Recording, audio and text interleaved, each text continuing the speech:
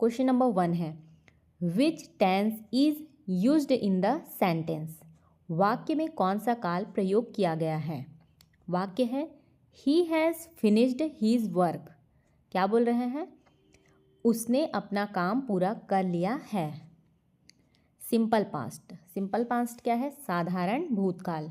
Present perfect, अब ये क्या है, परफेक्ट है, प्रेजेंट परफेक्ट वर्तमान पूर्णकाल है। पास्ट परफेक्ट भूत पूर्णकाल, जहाँ पे परफेक्ट आएगा वो पूर्ण है, तो पास्ट मतलब भूतपूर्ण काल। प्रेजेंट कंटिन्यूअस, इसका क्या हो जाएगा, वर्तमान अपूर्ण या फिर कंटिन्यूअस बोला है तो निरंतर काल। राइट आंसर है इसका option number B, present perfect. He has finished his work, उसने अपना काम पूरा कर लिया है। कर लिया है बोल रहा है इसलिए प्रेजेंट परफेक्ट वर्तमान पूर्णकाल, काम कंप्लीट हो गया है इसलिए प्रेजेंट परफेक्ट वर्तमान पूर्णकाल है, पूरा कर लिया है। एक्सप्लेनेशन है हैज़ प्लस वर्ब का third form is equal to क्या हो जाएगा, प्रेजेंट परफेक्ट टेंस। तो यहाँ पे सेंटेंस में दिया हुआ है हैज़ के साथ वर्ब का थर्ड फॉर्म है फिनिश्ड, इसलिए ये present perfect tense. Question number 2 है identify the correct plural form of child. क्या है इसका मीनिंग, चाइल्ड, ये चाइल्ड शब्द का प्लूरल फॉर्म बहुवचन रूप कौन सा है बोल रहे हैं। Childs, childrens, children, childs. Right answer है ऑप्शन नंबर सी, चिल्ड्रन। ये है चाइल्ड का बहुवचन, चिल्ड्रन प्लूरल फॉर्म है चाइल्ड का चिल्ड्रन। एक्सप्लेनेशन है चाइल्ड का प्लूरल चिल्ड्रन होता है, इर्रेगुलर प्लूरल। क्वेश्चन नंबर 3 है which word is an adjective. क्या बोल रहे हैं, कौन सा शब्द एग्जेक्टिव मतलब विशेषण, इसमें से कौन सा शब्द एग्जेक्टिव है। क्विकली, क्विकली क्या होता है, जल्दी से, जल्दी से, ये क्या है, एडवर्ब है। हैप्पीनेस, ये क्या है, हैप्पीनेस खुशी, ये है नाउन। और ब्यूटीफुल, ब्यूटीफुल ये है एडजेक्टिव। क्या पूछा है यहाँ पे, इसमें से कौन सा शब्द एडजेक्टिव है, तो ब्यूटीफुल। एडजेक्टिव किसके बोलते हैं, जो विशेषता बताता है, तो ब्यूटीफुल विशेषता बता रहे हैं। रन, रन मतलब दौड़ना, ये क्या हो जाता है, वर्ब, क्रिया है।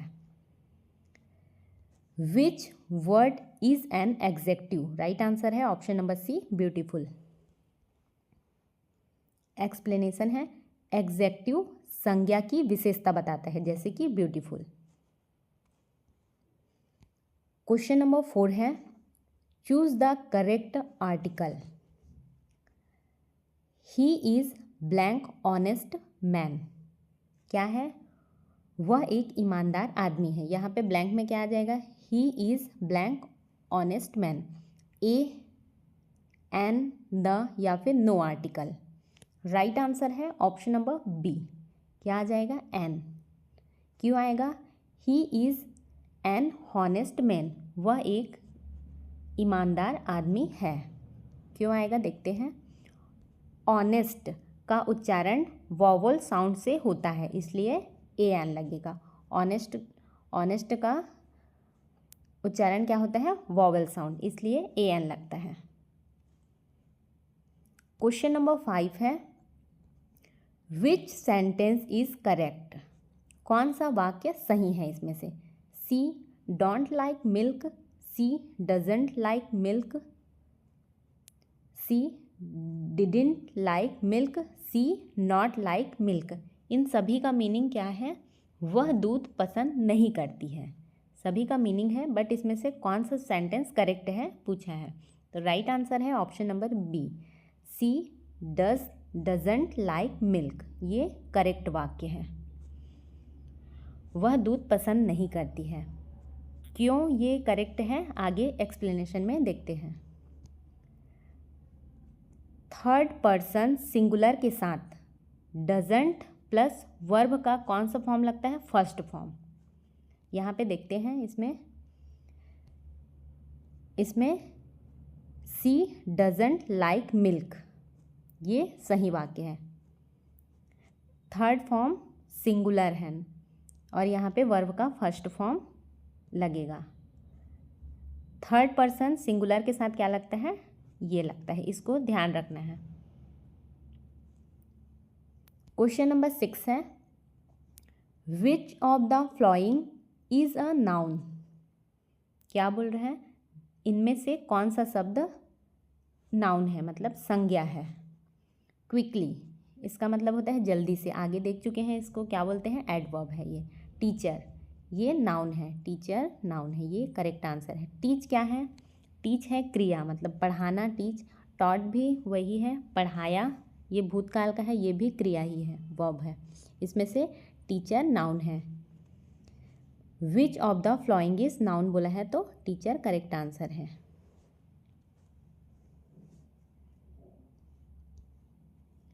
क्या है, टीचर एक व्यक्ति का नाम है, इसलिए ये नाउन है। नाउन की परिभाषा क्या है, संज्ञा की, किसी व्यक्ति, स्थान या फिर वस्तु को संज्ञा नाउन बोलते हैं। तो यहाँ पे टीचर एक व्यक्ति का नाम है, इसलिए ये नाउन है। क्वेश्चन नंबर 7 है, आइडेंटिफाई द पैसिव वॉइस। क्या है, इसमें से पैसिव वॉइस को पहचानने बोल रहे हैं। सी राइट्स अ लेटर, क्या है, वह एक लेटर, वह एक पत्र लिखती है। सी रॉट अ लेटर, उसने एक पत्र लिखा। A letter is written by her, ये क्या बोल रहे हैं, उसके द्वारा एक पत्र लिखा जाता है। और सी इज राइटिंग अ लेटर, वह एक पत्र लिख रही है। तो इसमें से पैसिव वॉइस कौन सा है, पैसिव वॉइस है option number C, a letter is written by her, ये पैसिव वॉइस है। क्यों है, आगे एक्सप्लेनेशन में क्लियर करते हैं। पैसिव वॉइस में ऑब्जेक्ट पहले आता है, ये पैसिव वॉइस की पहचान है। यहाँ पे देखते हैं, यहाँ पे लेटर, अ लेटर, इसी में, बाकी सभी में लेटर लास्ट में है, ये क्या है, ऑब्जेक्ट है। और पैसिव वॉइस पूछे हैं तो पैसिव वॉइस में ऑब्जेक्ट पहले आता है। यहाँ पे दिया हुआ है a letter is written by her, इसलिए ये पैसिव वॉइस है, ऑब्जेक्ट पहले आता है। क्वेश्चन नंबर 8 है, विच प्रीपोजिशन फिट्स बेस्ट। यहाँ पे सेंटेंस दिया हुआ है, उसमें कौन सा प्रीपोजिशन बेस्ट रहेगा पूछ रहे हैं। He is fond blank music, यहाँ पे क्या आएगा, ऑफ, फॉर, विथ, बाय। तो ऑफ का मतलब होता है का, की या फिर के, ये ऑफ का मीनिंग है। फॉर का क्या होता है, के लिए होता है, के लिए। और विथ का पता है, के साथ होता है, और बाय मतलब द्वारा। तो यहाँ पे क्या आ जाएगा, he is fond blank music, वह संगीत का शौकीन है। कहाँ आ रहा है, वह संगीत का शौकीन है, इस पूरे शब्द को बनाने में, तो का ऑफ आएगा यहाँ पे, ऑफ। यहाँ पे ऐसे नहीं हो सकता, फॉर मतलब के लिए होता है, वह संगीत के लिए शौकीन है, ऐसे नहीं हो सकता। वह संगीत के साथ शौकीन है, ऐसे भी नहीं हो सकता। वह संगीत द्वारा शौकीन है, ये भी गलत हो जाएगा, इसलिए यहाँ पे सिर्फ ऑफ आएगा, क्योंकि वह संगीत का शौकीन है, यही शब्द सही है। He is fond of music. और जहाँ पे भी फॉन्ड के साथ हमेशा क्या आता है, ऑफ का ही प्रयोग होता है। ये दोनों को ध्यान में रखना है। क्वेश्चन नंबर 9 है, identify the correct comparative form. इसका हिंदी मीनिंग है सही कॉम्परेटिव फॉर्म पहचानिए बोल रहे हैं। कॉम्परेटिव मतलब क्या होता है, तुलनात्मक, सही तुलनात्मक रूप पहचानिए। मोर बेटर, ये क्या है, और अधिक अच्छा। बेस्ट क्या होता है, सबसे अच्छा। बेटर ये भी अधिक अच्छा होता है। गुड मतलब अच्छा। तो यहाँ पे कॉम्परेटिव कौन सा हो जाएगा, बेटर, ये है कॉम्परेटिव। मोर बेटर ये क्या है, ये डबल कॉम्परेटिव है। और बेस्ट क्या है, सुपरलेटिव है। और गुड है positive degree, good positive degree. कोई सा भी पूछा रहेगा, कॉम्परेटिव पूछेगा तो यहाँ इसमें से बेटर हो जाएगा, और डबल कॉम्परेटिव है मोर बेटर। बेस्ट क्या है? सुपरलेटिव, और गुड है positive degree. Good, better, best, ये डिग्री ऑफ कॉम्प्रिजन। नेक्स्ट क्वेश्चन है which is a correct question tag बोला है। इसके लिए यहाँ पे सी इज़ हैप्पी, ये क्या है? सी इज़ हैप्पी, वह खुश है। इसके लिए क्वेश्चन टैग मतलब बेस्ट मतलब करेक्ट क्वेश्चन टैग कौन सा है पूछा है? प्रश्नवाचक tag. Isn't she, is she, doesn't she, या फिर वजंट सी, ये सब का मीनिंग बता देती हूँ। इजंट सी इसका है ना वह, है ना वह, और इज सी क्या वह है, और डजंट सी का मतलब होता है क्या वह नहीं करती, और वजंट सी है क्या वह नहीं थी होगा। तो इसमें से करेक्ट क्वेश्चन टैग कौन सा है? इजंट सी। यहाँ पे सी इज़ हैप्पी दिया हुआ है, सी इज़ हैप्पी, तो इसका करेक्ट क्वेश्चन टैग इजंट सी, ये आ जाएगा। यहाँ पे एक्सप्लेनेशन देखते हैं। पॉजिटिव सेंटेंस, पॉजिटिव सेंटेंस के साथ हमेशा नेगेटिव क्वेश्चन टैग लगता है। यहाँ पे दिया हुआ है ये सी इज़ हैप्पी, ये क्या है? पॉजिटिव है, तो यहाँ पे जहाँ पे भी पॉजिटिव दिया होगा वहाँ पे नेगेटिव सेंटेंस ही लगेगा, नेगेटिव क्वेश्चन टैग ही लगेगा पॉजिटिव सेंटेंस के लिए। क्वेश्चन नंबर 11 है errors made by learners should be. Errors made by learners should be, क्या बोल रहे हैं? लर्नर्स मतलब क्या होता है? शिक्षार्थियों के द्वारा की गई गलतियाँ कैसी होनी चाहिए बोल रहा है, या फिर उन्हें क्या किया जाना चाहिए गलती पे। पनिश्ड, नो, इग्नोर्ड, ऑलवेज, ये क्या है? अनदेखा करना, इग्नोर करना। करेक्टेड सेंसिटिवली, ये क्या है? संवेदनशील तरीके से, संवेदनशील तरीके से उनको समझाना चाहिए बोल रहे हैं, तो ये करेक्ट आंसर है।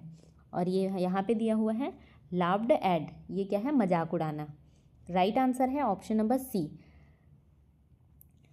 करेक्टेड सेंसिटिवली, संवेदनशील तरीके से उन्हें सुधारा जा सकता है, सुधारा जाना या फिर समझाना। Errors made by learners should be, इसका करेक्ट आंसर है करेक्टेड सेंसिटिवली, गलतियों को संवेदनशील तरीके से सुधारना चाहिए। क्वेश्चन नंबर 12 है which method focuses on communication. इसका मीनिंग है कौन सी विधि संप्रेषण पर जोर देती है बोल रहे हैं। फोकसेस, कौन सी विधि है जो संप्रेषण पर जोर देती है। ग्रामर ट्रांसलेशन, ये क्या है? व्याकरण अनुवाद विधि है। स्ट्रक्चरल मेथड, ये क्या है? संरचनात्मक विधि। कम्युनिकेटिव अप्रोच, इसका मतलब है कम्युनिकेटिव, अभी देख, संप्रेषणात्मक दृष्टिकोण। और ये है बाइलिंगुअल मेथड, इसका मीनिंग तो पता है, बाइलिंगुअल क्या होता है? द्विभाषी, द्विभाषी विधि। तो यहाँ पे कम्युनिकेशन, राइट आंसर है इसका option number C, communicative approach, संप्रेषणात्मक दृष्टिकोण, ये सही है। कौन सी विधि संप्रेषण पर जोर देती है? तो कम्युनिकेटिव अप्रोच।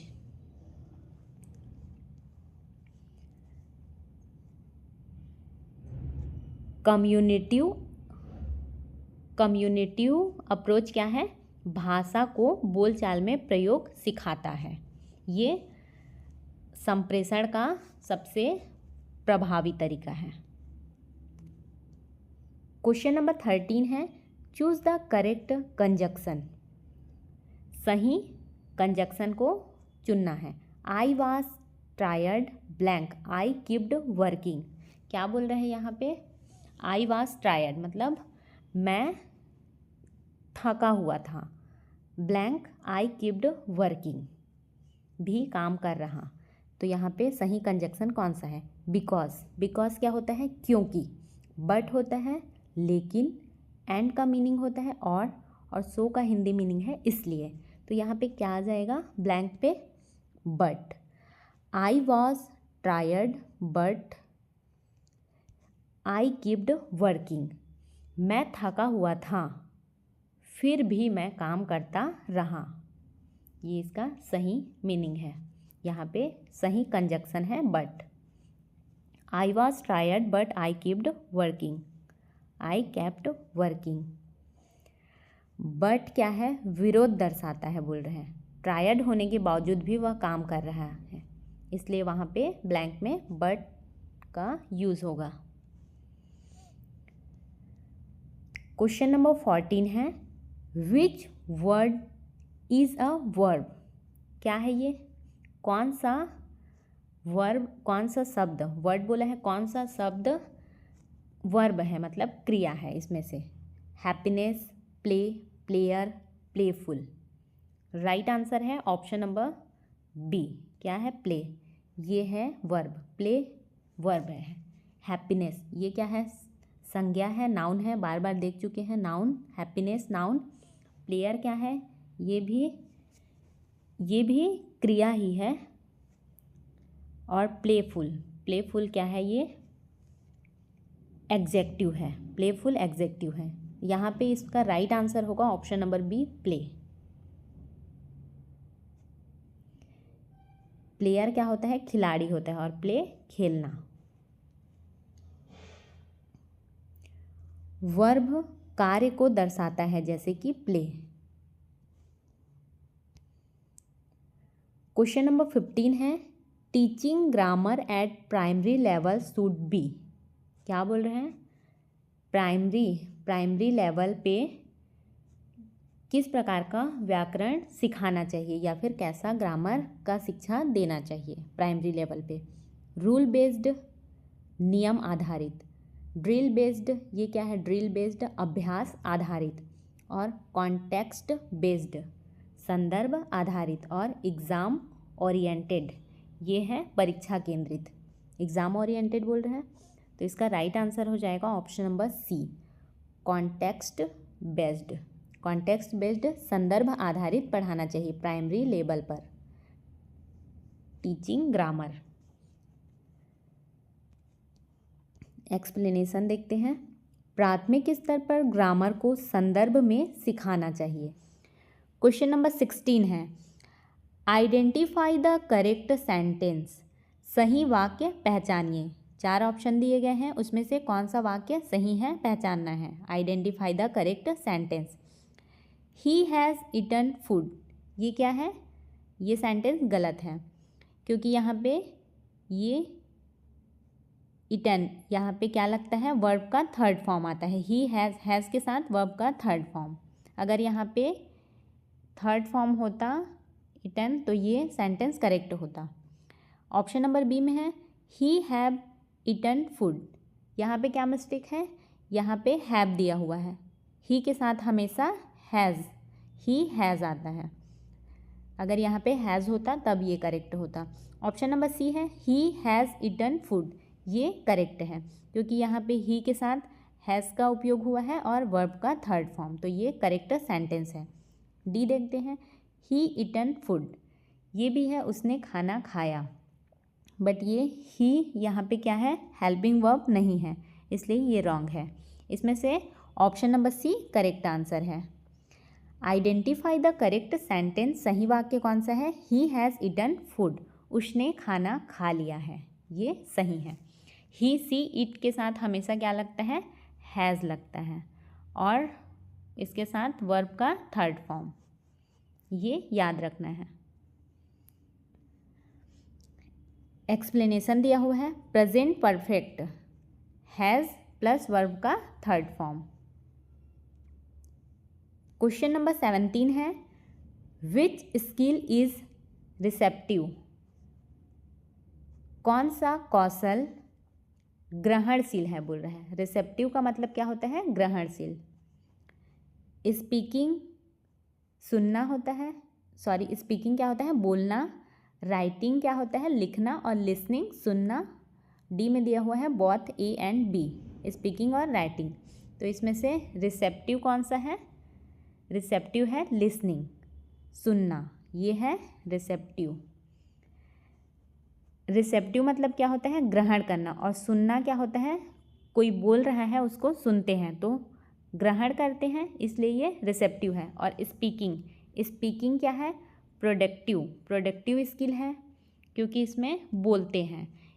प्रोडक्टिव स्किल मतलब प्रोडक्ट मतलब उत्पादक कौशल, उत्पादक कौशल, तो इसमें बोला जाता है। और राइटिंग, राइटिंग ये भी प्रोडक्टिव है क्योंकि इसमें लिखा जाता है, लिखते हैं।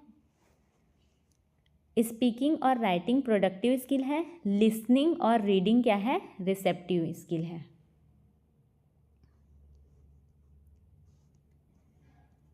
लिसनिंग और रीडिंग रिसेप्टिव स्किल, लिसनिंग और रीडिंग को क्या कहा जाता है? रिसेप्टिव स्किल कहा जाता है, और स्पीकिंग और राइटिंग को प्रोडक्टिव। क्वेश्चन नंबर 18 है, चूज़ द करेक्ट स्पेलिंग। यहाँ पे ब्यूटीफुल का स्पेलिंग दिया हुआ है, उसमें से सही स्पेलिंग कौन सा है चूज़ करने बोला है। ब्यूटीफुल, यहाँ पे क्या है? यहाँ पे डबल एल है तो ये रॉन्ग है। बी ई, यहाँ पे ए नहीं है, ई के बाद ए नहीं है तो ये भी रॉन्ग है। ऑप्शन नंबर सी करेक्ट है, BEAUTIFUL, ब्यूटीफुल, ये ब्यूटीफुल का करेक्ट स्पेलिंग है। और यहाँ पे क्या मिस्टेक है? यहाँ पे भी BEA, यहाँ पे ए के बाद यू नहीं है तो ये भी रॉन्ग है। ऑप्शन नंबर सी करेक्ट है, choose the correct spelling beautiful. Beautiful की सही स्पेलिंग ब्यूटीफुल है बोल रहे हैं। क्वेश्चन नंबर 19 है, which sentence shows future tense. क्या बोल रहे हैं? कौन सा वाक्य भविष्यकाल फ्यूचर टेंस को दर्शाता है? Which sentence shows future tense. He goes to school, ये क्या है? वह स्कूल जाता है। गोज़ टू स्कूल है, वह स्कूल जाता है, ये क्या है? प्रेजेंट टेंस है, जाता है मतलब present tense. He went to school, went to school क्या है? वह स्कूल गया, मतलब पास्ट टेंस। और सी में है he will go to school, go to school मतलब वह स्कूल जाएगा, ये क्या है? फ्यूचर टेंस है। और यहाँ पे क्या पूछा है? फ्यूचर टेंस पूछा है, तो option number C correct answer है। डी में क्या है? ही इज़ गोइंग स्कूल, वह स्कूल जा रहा है, ये तो प्रेजेंट कंटिन्यूअस है, जा रहा है। और यहाँ पे टू आएगा, यहाँ पे टू मिसिंग है। इसका राइट आंसर है option number C, he will go to school, future tense, वह स्कूल जाएगा, ये फ्यूचर टेंस है। एक्सप्लेनेशन में दिया हुआ है will plus verb equal to future tense. यहाँ पे था will, he will go to future tense, इससे भी पहचान सकते हैं। फ्यूचर टेंस पूछेगा उसमें क्या रहेगा? विल रहेगा, विल, और विल के साथ verb. Next, which punctuation mark is used at the end of a question. क्या बोल रहे हैं? At the end of a question, प्रश्न के अंत में कौन सा विराम चिन्ह लगाया जाता है बोल रहे हैं। फुल स्टॉप, फुल स्टॉप, ये फुल स्टॉप है हिंदी में, इंग्लिश में बिंदी रहता है और हिंदी में ये खड़ी लकीर। कॉमा, कॉमा क्या है? ये कॉमा है, कॉमा को क्या बोलते हैं हिंदी में? अल्प विराम बोलते हैं। ये है एक्सक्लेमेशन मार्क, ये क्या है? विस्मयादि बोधक चिन्ह, ऐसे यहाँ बिंदी नीचे। नेक्स्ट है क्वेश्चन मार्क, ये प्रश्नवाचक चिन्ह। तो यहाँ पे क्या पूछा है? At the end of a question, प्रश्न के अंत में, तो प्रश्न के अंत में क्या लगाते हैं? क्वेश्चन मार्क लगाते हैं, क्वेश्चन मार्क प्रश्नवाचक चिन्ह।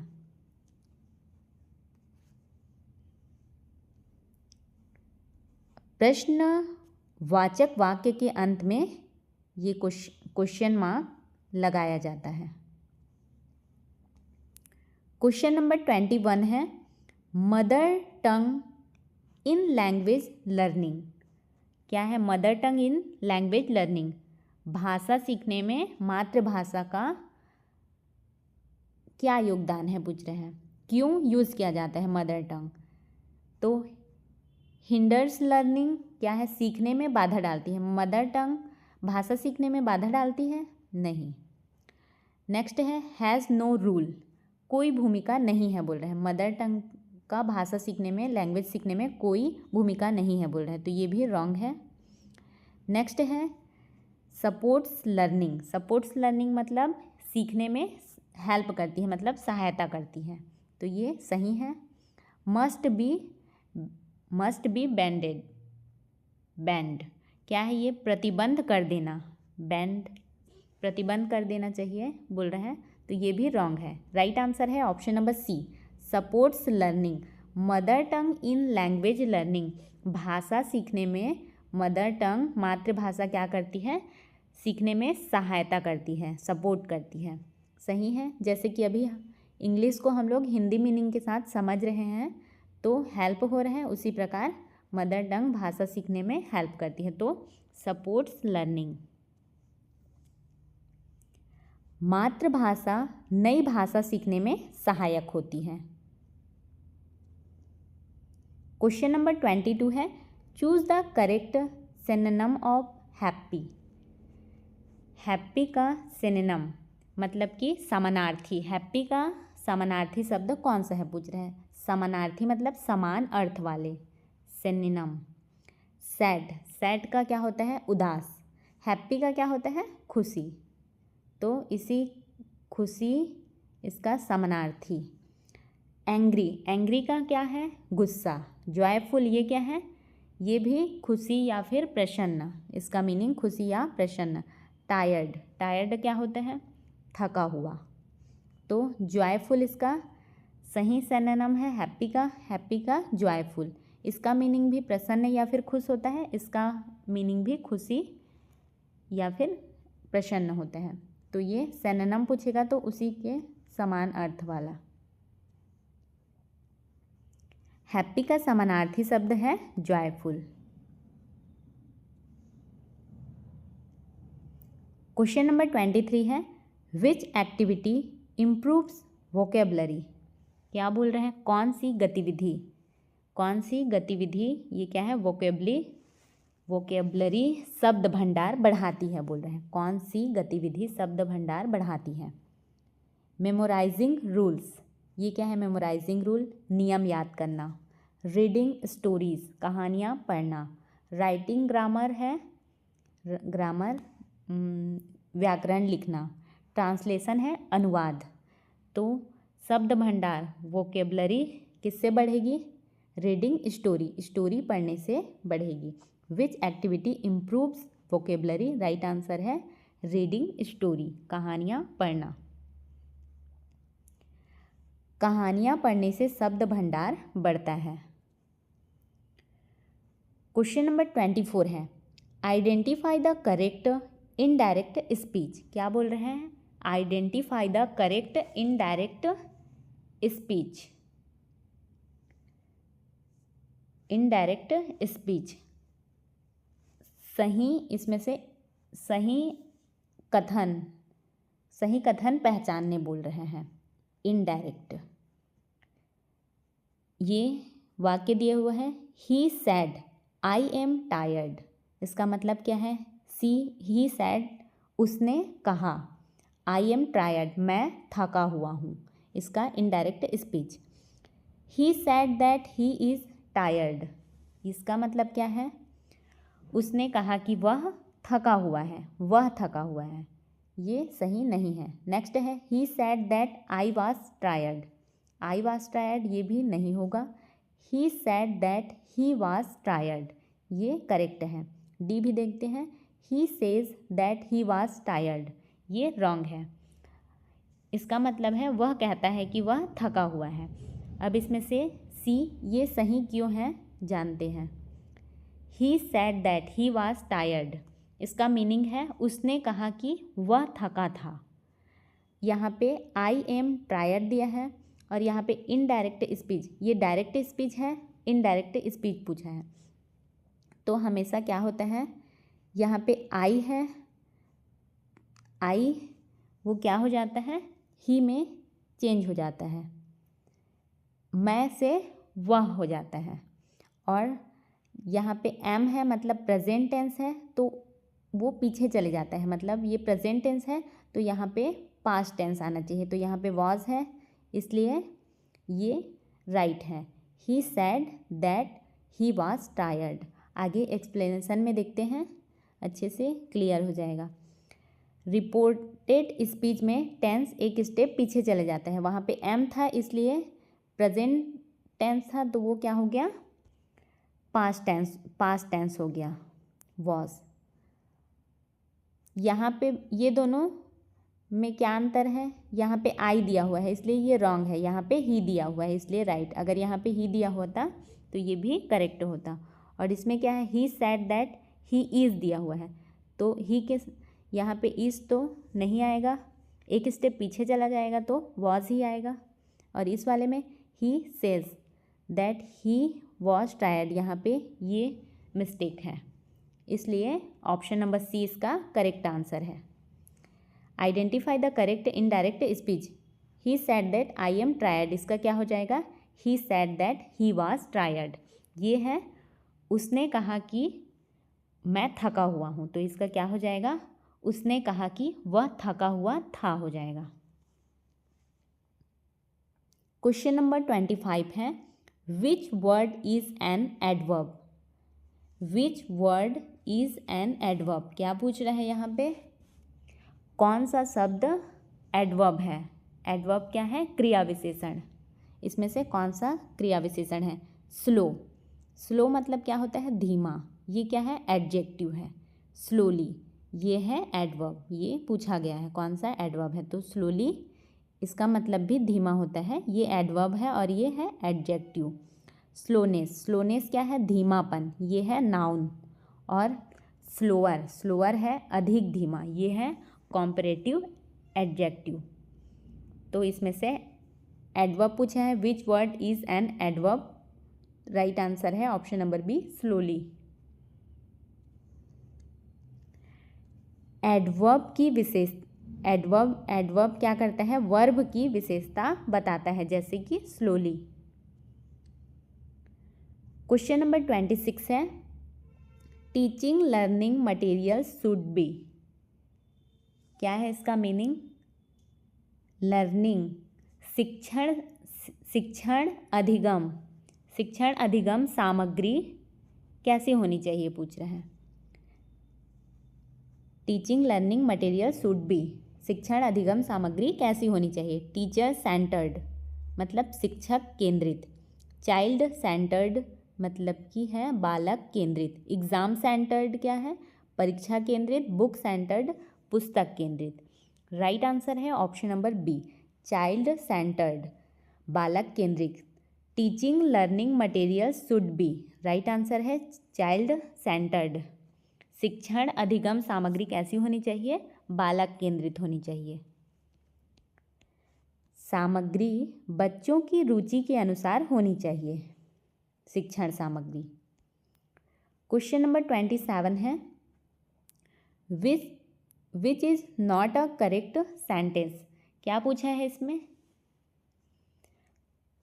कौन सा वाक्य सही नहीं है पूछा है, नॉट अ करेक्ट सेंटेंस, कौन सा सेंटेंस सही नहीं है। तो सी इज़ अ टीचर, ये क्या है, करेक्ट है। He are my friend, he are my friend, ये क्या है, ये रॉन्ग है। अभी पहले भी देखे हैं, यहाँ पे ही के साथ आर नहीं लगता है इसलिए ये रॉन्ग है। आई लाइक्स एप्पल, ये राइट है। दे आर प्लेइंग क्या है, वे खेल रहे हैं, ये भी सही है। तो इसमें से नॉट अ करेक्ट पूछा है इसलिए ही आर माई फ्रेंड, ये इसको सही करेंगे इसमें से, क्योंकि नॉट अ करेक्ट पूछा है। ही इज़ माई फ्रेंड होता है, ही आर माई फ्रेंड नहीं होता है। ही के साथ आर नहीं इज लगता है। क्वेश्चन नंबर 28 है, remedial teaching is needed when. Remedial teaching is needed when क्या बोल रहा है? रेमेडियल टीचिंग क्या होता है? सुधारात्मक शिक्षण। नीडेड व्हेन बोला है, कब आवश्यक होता है? सुधारात्मक टीचिंग को क्या बोलते हैं? शिक्षण। शिक्षण कब आवश्यक होता है? स्टूडेंट्स आर फास्ट लर्नर्स, मतलब विद्यार्थी तेज सीखने वाले विद्यार्थी बोल रहे हैं। लर्निंग गैप्स एग्जिस्ट, ये क्या है? सीखने में गैप। एग्जाम्स आर नियर, परीक्षा पास हो। टीचर्स इज अपसेंट, शिक्षक अपसेंट हो मतलब अनुपस्थित हो। इसका राइट आंसर है option number B, learning gaps exist. सुधारात्मक मतलब ये क्या है? रेमेडियल टीचिंग मतलब सुधारात्मक, सुधार करने की आवश्यकता कब होती है? तो कब होगी? जब सीखने में कमी होगी या फिर अंतर होगी। तो लर्निंग गैप्स, अंतर होगी तभी सुधार की आवश्यकता होगी। जब बच्चों में सीखने की कमी हो तब क्या होती है? रेमेडियल टीचिंग होती है। क्वेश्चन नंबर 29 है, which skill helps in correct spelling. क्या बोल रहे हैं?